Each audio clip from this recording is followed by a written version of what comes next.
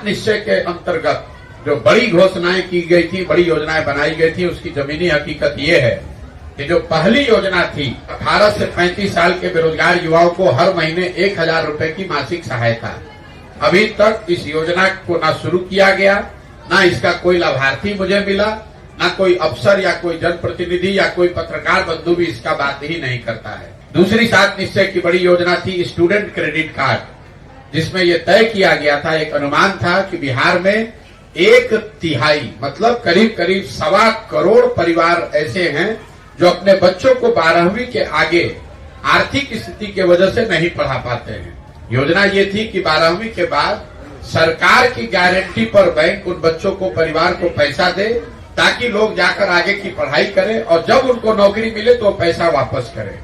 बिहार सरकार का आंकड़ा बता रहा है कि पिछले 10 वर्षों में अभी तक 9 लाख से कम लोगों को ही स्टूडेंट क्रेडिट कार्ड का लाभ मिला है।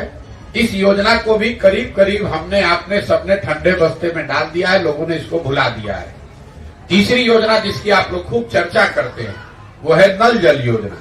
2015 में बिहार के अध्ययन में ये पता चला कि सिर्फ 3% घरों में ही यहाँ नल से पानी 2015 में पहुंचा था। तो ये योजना बनाई गई कि अगर 25,000 करोड़ रुपया 5 साल में खर्च किया जाए तो हर घर में बिहार में नल से पानी पहुंचा दिया जाएगा।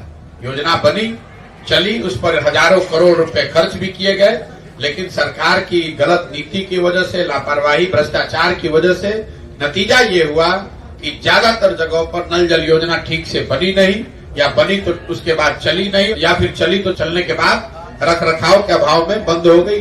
सरकार का दावा है कि 2/3 घरों में नल से पानी पहुंच रहा है।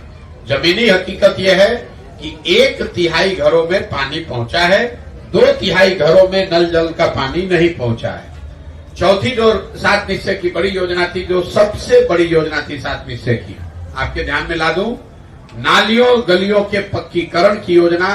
सात निश्चय में इसके लिए 5 वर्ष में 80,000 करोड़ रुपए का बजट रखा गया था। ये तय किया गया था कि बिहार में रहने वाले हर परिवार का जो घर से जो नाली निकलती है, उस नाली का पक्कीकरण किया जाएगा। उन नालियों को बाहर लाकर गांव में एक बड़े नाले से जोड़ा जाएगा और उस बड़े नाले से पानी को निकालकर गांव के बाहर उसका निस्तारण किया जाएगा।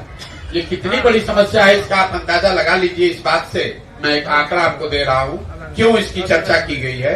2015 तक बिहार में करीब करीब 20% FIR झगड़े, ग्रामीण झगड़े नालियों से निकलने वाले पानी से जुड़े हुए मसलों की वजह से थे। इसलिए ये योजना बनाई गई। इस योजना में बड़े स्तर पर बंदरबाट हुआ, पैसा बटा, गांव में दिख रहा है रोड के किनारे बड़े नाले बनाए गए। घरों से नाली का पक्कीकरण नहीं किया गया। सड़कों के किनारे बेतरतीब तरीके से बड़े नाले बनाए गए। उन नालों को घरों के नालियों से न जोड़ा गया, न इन नालों से पानी बाहर निकालने की व्यवस्था की गई। नतीजा ये हुआ कि ज्यादातर ये जो बड़े नाले हैं ये कूड़ेदान में परिवर्तित हो गए। वहां पर लोग भैंस बांध रहे हैं, गोबर पाथ रहे हैं, उसमें पूरा कूड़ा भर गया, वो नाले बंद हो गए और हजारों करोड़ रुपया सरकार का, बिहार की जनता का बर्बाद हो गया। ये बिहार सरकार के 7 निश्चय पर व्हाइट पत्र आपको दे रहे हैं। नीतीश कुमार से और उनकी सरकार से जरा पूछिए कि ये 7 निश्चय में जो मैं बोल रहा हूं ये सही है या गलत है।